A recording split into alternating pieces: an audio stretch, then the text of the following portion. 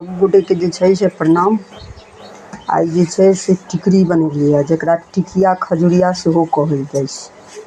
तऽ हम अपना ओहिठाम एलियै यऽ तऽ माँके बुझल छै जे ईसब चीज एकरा नीक लागै छै तऽ कहलकै यऽ बना ले।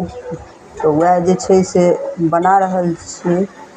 लेकिन ई जे छै से एकरा निमकी कहै छै। ओहो बहुत बढ़िआँ होइ छै। देखियौ इएह छना रहल छै बहुत सुन्दर। आ छानै वालीके सेहो देखा दै छी हमर देखै छियै छानि रहल छै हमर माँ।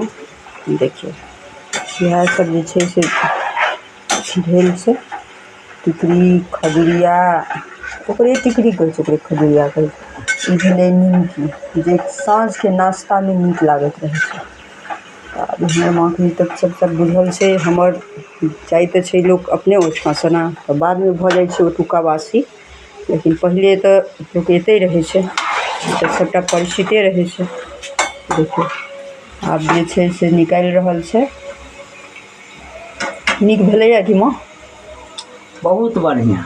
देखियौ सएह छै, एकरा जे छै से निकालि रहल छै। देखियौ अहाँ सबके दर्शन करबै छी। अहाँ सब जे छै से हमर चैनलके लाइक सब्सक्राइब आओर शेयर जरूर कऽ देब।